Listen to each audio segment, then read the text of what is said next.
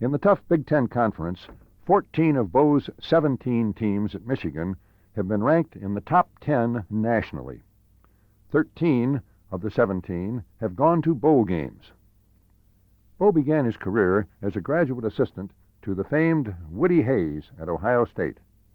He is the second winningest coach in Michigan football history. Only the legendary Fielding Yost has won more, and Bo is gaining. I know you will enjoy Bo's thoughts on winning.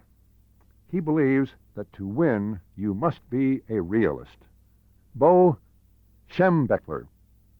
You know, there's a tremendous correlation with what you do, whatever it may be, and what I do as the head football coach at Michigan. There's certain fundamental principles that I think are absolutely essential for success. As you know, I deal with young men from 17 to 22 years of age. Impressionable, smart, hard-working young men. The 1985 football season for me was one of the most gratifying that I've ever had since I've been at Michigan. It was a team that played truly as a team.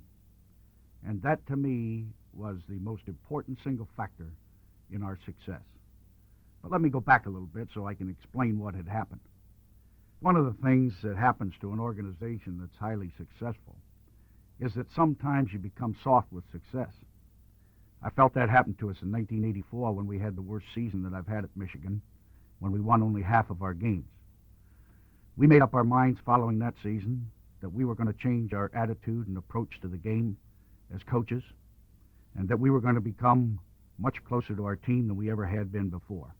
I felt that was my shortcoming in '84. I didn't have a handle on this ball club. I wasn't as close to them as I had been in the previous years at Michigan. So I changed my attitude as well and got as close to the players as I possibly could. We tried to sell them on one thing. We're going to play together as a team. No matter what happens, we're going to stay close. We're going to believe in one another. We're going to enjoy playing with one another, and we're going to win. We had no stars on this team. There were no preseason All-Americans. There was no one that you could point to that was going to be the great leader on our team. So we set up a program whereby every single senior on our ball club would have to take the responsibility for leadership of this team. We went into spring practice with a lot of enthusiasm, a lot of drive. The coaches were close to the players were having fun playing, and we were working harder than we ever had worked before. When we went into the season, we played the toughest schedule Michigan has ever had, and we opened with 3 consecutive victories, and that success catapulted us into a great season with a great deal of fun and a lot of victories. The real factor that was important for us was the team. When we played and someone on our team made a big play, everybody was delighted with his success. We jumped and congratulated him. We had a lot of enthusiasm because if I'm a player and congratulating another player for success, that sooner or later I'm going to make the big play and everybody's going to be enthused with my success. And success breeds success. And that's the way the season went for us. So coming off of that season, there were a lot of great things that happened. But I know this. If you're a successful organization, you can become soft with success too and forget how you got there. And that is vitally important if you're going to be a successful organization. Leadership is the most important single factor. I learned that back in 1980 when I had an excellent football team that I thought should be a contender for the Big Ten and national honors. We opened the season that year against Northwestern and won by a close score. The second game was against Notre Dame, and Notre Dame came back in the last second, kicked a field goal to beat us. We came back home disheartened to play South Carolina at home and ended up losing that game. We had opened the season with 2 defeats and only 1 victory. Now at Michigan, I want you to know, that is not considered a very good start. On our staff meeting on Sunday afternoon, one of my young coaches mentioned to me, he said, "You know, Bo, we got a problem on this team." And I said, "Yeah, well, what's the problem?" And he said, "We got a morale problem on this team." He said, "There's a lot of griping going on in the locker room and everything." I said, "Yeah, well, who's doing it? The guys that are playing or those that are sitting on the bench?" He said, "Coach, I heard it from the captain of the team." I said, "The captain of the team?" The captain of our team was a youngster by the name of Andy Cannavino, wonderful football player. I said, "I'll give you 5 minutes to get Cannavino in my office. I'm not one to let things drag on. If there's a problem here, I say we attack it now. So Canavino was brought into my office. I sat him down and said, Andy, you tell me we got a problem on this team. He says, yeah, Coach, I think we do. I said, well, what are some of the gripes going on? He said, well, you know how it is. The guys are saying we're practicing too long. We hit too hard in practice, spending too much time in meetings, looking at too much film. Coaches are too critical. They're always honest. Every mistake they get after us. Football isn't the fun it used to be. And I said, Andy, did you ever make any of those statements? He says, yeah, Coach, I did. I said, Andy, I want to tell you something. You're the captain of this team. That means that you represent me on the field. And that on and off the field that you have to be absolutely the leader of our team. If you're that kind of a guy, how in the world can you expect us to win and have great morale? I want you to tell all those players that have played at Michigan in the past.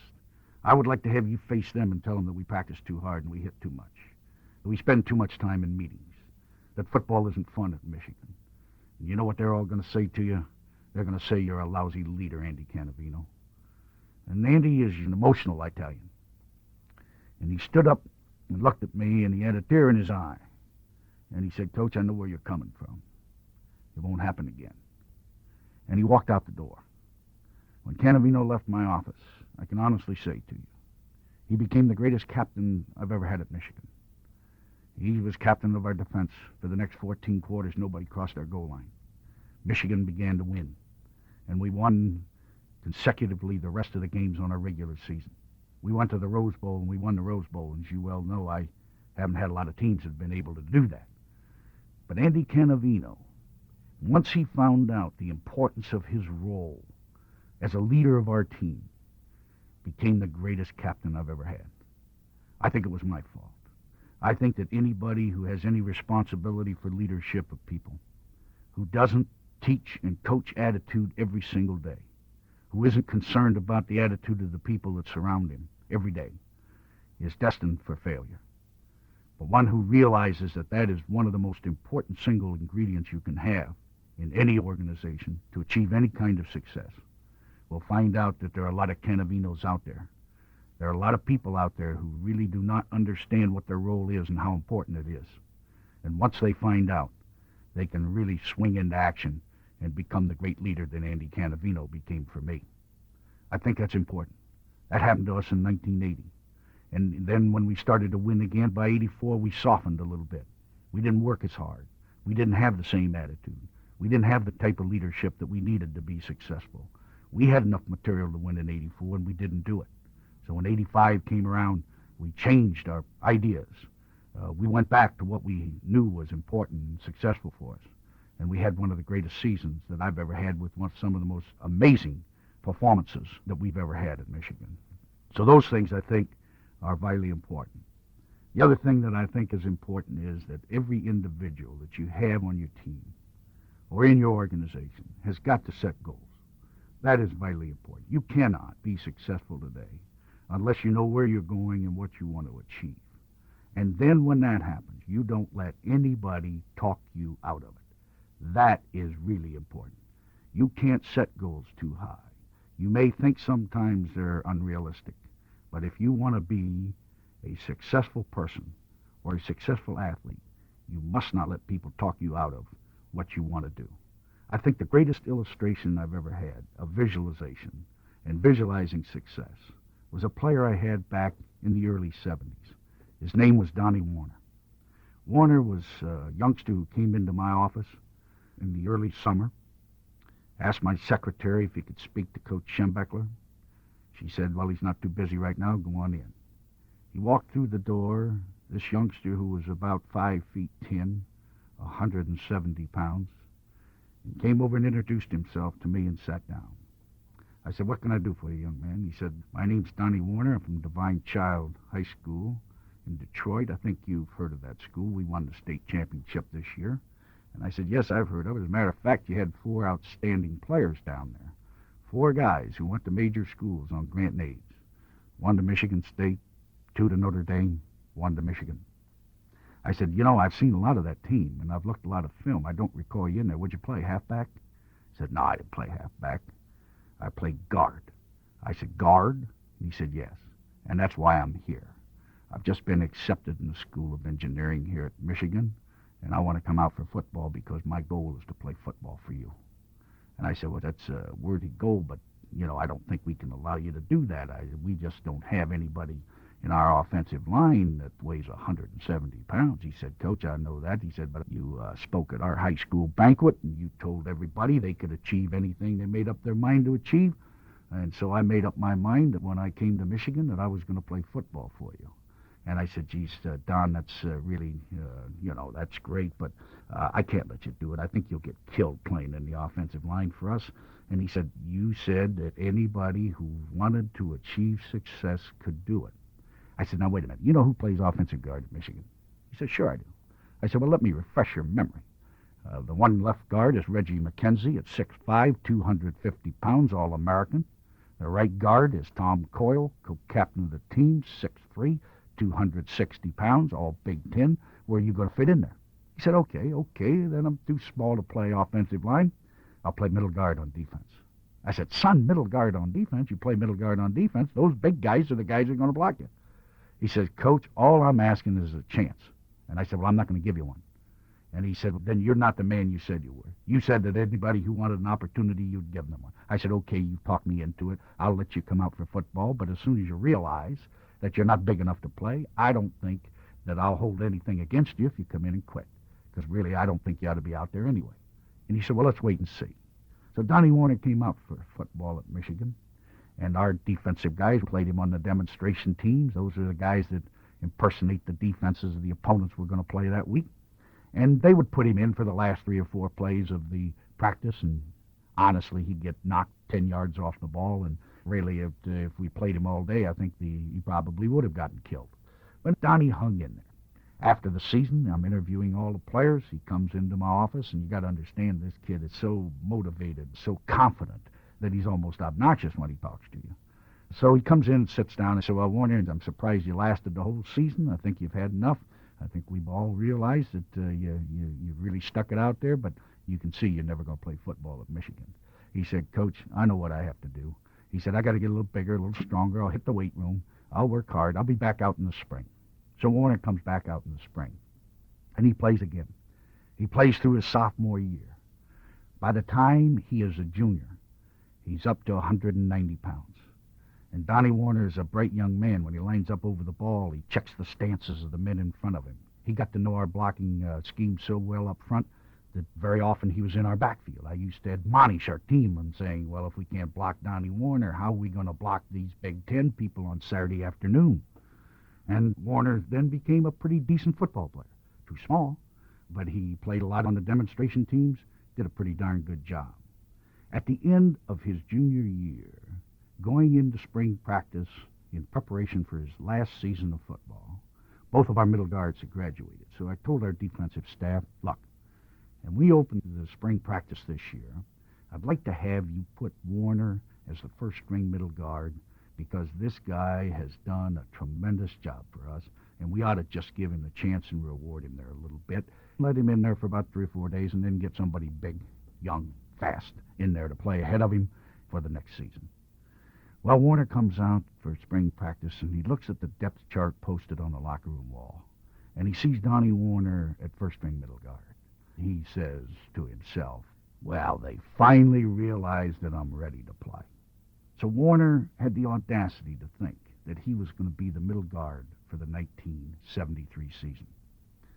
And when we went out to spring practice, when we put him in there, he played with such great determination. He's so smart. Now he's quick. He's got pretty good arm and shoulder strength. He's not very big, but he knew what he was doing in there and where he was going, and he played an exceptionally fine spring practice. So at the end of spring practice, when I'm interviewing the players before they go home in the summer, Warner now swaggers into my office, figuring now he's a starter. And he begins to dominate the conversation with me as he usually does.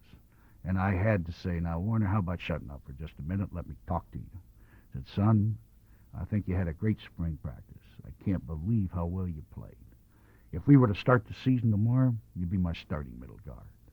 And on the basis of that, I want you to know that for the first time, I'm going to put you on grant and aid, and I'm going to pay all your way to go to Michigan next year. And this youngster looked at me and he said, well, well, well. Took me 3 years, but I knew damn well sooner or later I'd get some of your money.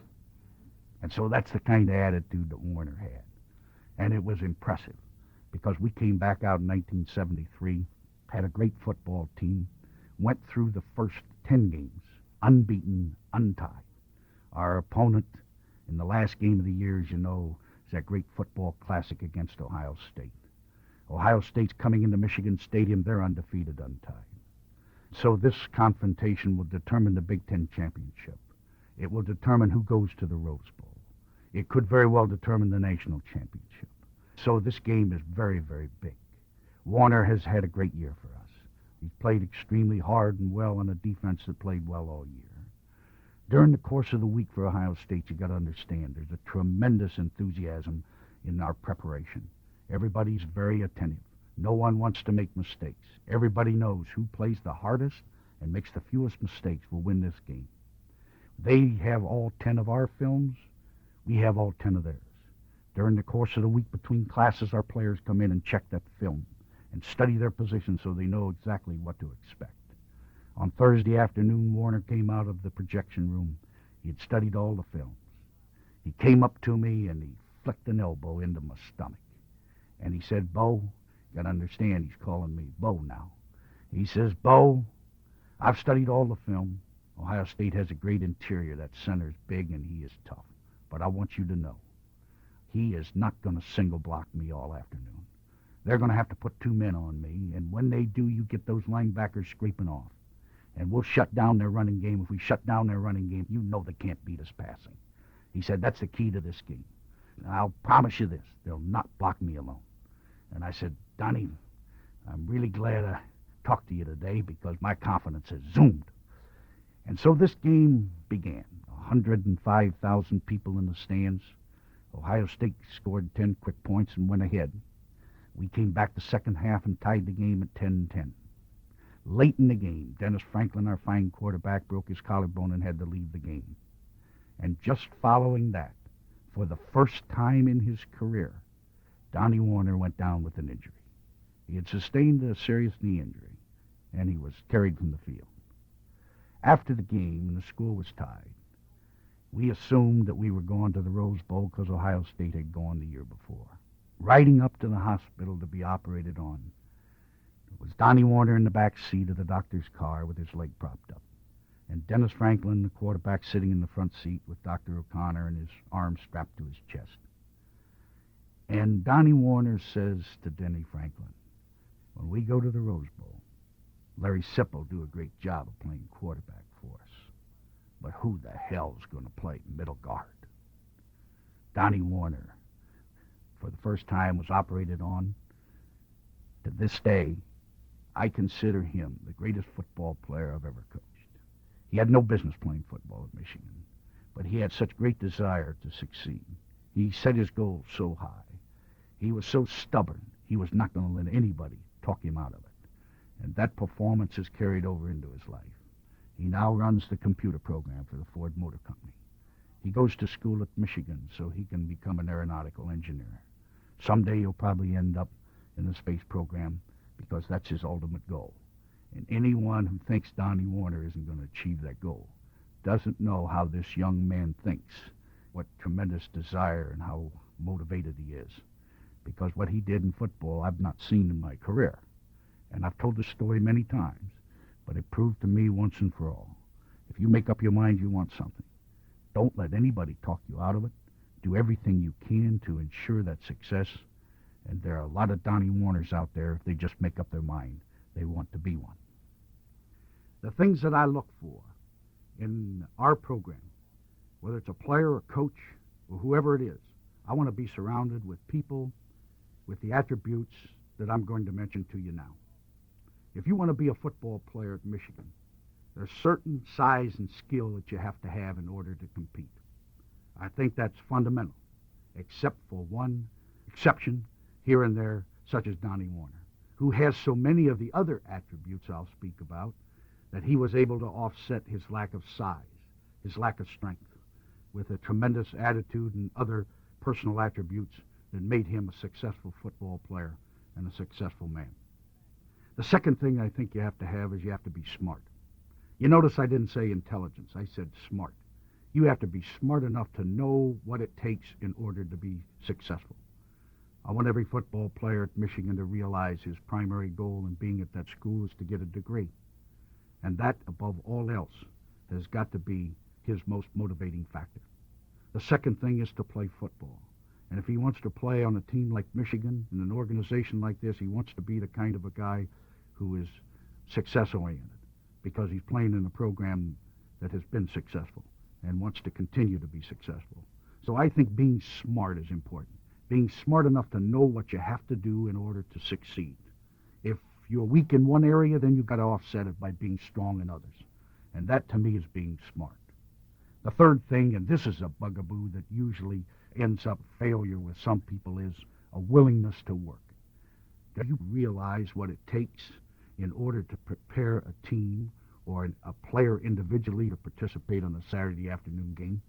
There's a lot of dogged work done during the week, a lot of sweat, a lot of blood in order to prepare for that Saturday afternoon game. If you don't have that willingness to work, you can never be successful as a football player. It's no different than the guy out there who's going out to make a sale. You go out to make a sale and you get it, you've had success and you're elated. But the guy who is willing to do that work behind the scenes, dig out what is necessary to go in there to make that sale, hours and hours of preparation before he can go in there to play that game, that's the guy that's going to be most successful. And there are a lot of people out there that won't spend the time, that won't do that type of dirty work in order to go out there to be successful. I think that's important. A willingness to work. There is no place for laziness in any successful organization. And you can't have people that are just watching the clock to see if I put in my 8 hours and I'm on my way home. Because anyone who doesn't take work home with them, either mentally or physically, prepared to work extra hours, is not going to be successful. The next thing is you got to have highly motivated guys. You got to be guys that are going to set goals for themselves, that are willing to write them down, and to make sure that everybody knows exactly where they stand, where they're going, and what they're going to do. The motivated teams are the ones that are exciting to watch. The motivated player, you can tell. If you zero in on a motivated player, you'll see that every minute, every second that the game is going on, he's competing. And that, to me, is highly important. The highly motivated teams are the successful ones. The highly motivated individuals are the ones that are going to win. And you have to set goals, and you have to write them down, and you have to stick by them, and you cannot, under any circumstances, let somebody talk you out of what you want to be. The next thing is discipline. I think it's imperative that everybody has discipline in an organization. I'm not talking just in terms of a team discipline, where you follow the rules and regulations of the team or the organization that you're associated with. It's a self-discipline, and one who can discipline himself to do the things that are necessary to be successful. Discipline himself to do that hard work, that behind-the-scenes things that are necessary to be successful. And disciplined enough to know what you can or cannot do in an organization, because you've got to understand that anything you do that is not in the best interest of society will always be a black mark on your organization. I tell every football player at Michigan that he is not a regular student at the university, because as soon as he violates the rules of our society, he'll end up with his name in the paper and on television, and that he's got to be different than the others, and he's got to act that way. And the same for the staff and the other people surrounding our organization. Every staff member in our coaching staff has got to understand that he has to be better than any faculty person in our university, because anything that he does to violate the rules is going to end up in the newspaper or on television where everybody can see what's going on. So that kind of discipline is absolutely essential. Character. I think that the only way that you can have a successful organization and that you can deal with the people around you is to tell the truth. Now, if you had an organization and you're dealing with people and everybody is leveling with one another, that we have created a mutual trust, then you have a great opportunity to be successful. I believe the greatest thing that you can ever say about an individual in any organization is that he or she will always tell the truth, and that you can always rely on what they've said. That, to me, is the most important single thing that I deal with in our organization, I'm sure it's important with everybody else that you tell the truth and you develop a mutual trust. Attitude we've talked about, how important an attitude is and how the leaders of your organization have to be able to be great leaders in terms of attitude. How Andy Canavino became the greatest leader I've ever had, only because his own personal attitude was one that he was going to do everything he could to make sure that we were going to win. And to me, that is absolutely essential in any organization. The next thing is unselfish. There's so many people that want to be successful that they're thinking in terms of only their own personal success. The success of the team is still the most important single factor. It is in any organization. And when you see success of an associate of yours, you've got to be elated with that success, because sooner or later that success will be yours. And everybody will be congratulating you for what you have done. Unselfishness in an athletic team or in any organization that works together for success is absolutely essential. And the unselfish teams are the ones that have been the most successful. And then last but not least, I think loyalty is fundamental. Gripers and groaners and complainers are a detriment to any football team or any organization. I have always said this, and I know it's true. I want players at Michigan who are extremely proud to wear that unique headgear, who get a great thrill out of going down that tunnel onto the field before 100,000 people, just as all of their predecessors have in that great tradition of Michigan football. To me, that kind of loyalty is important. You can't have in an organization people who are constantly degrading and tearing down the things that that organization stands for. If you have gripes, you take it to your superiors. You tell them what you think. And if you can't live within the rules and regulations and operate within the organization the way it's set up, then you ought to leave. Because loyalty in any type of situation in which people are brought together for a common goal is absolutely essential. I believe that those attributes are the most important factors in a football program.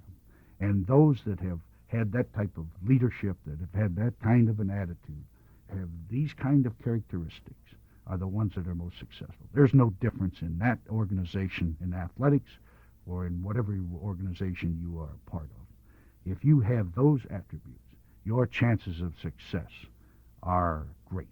Your chances of winning are going to be outstanding. Those are the important things that I think of.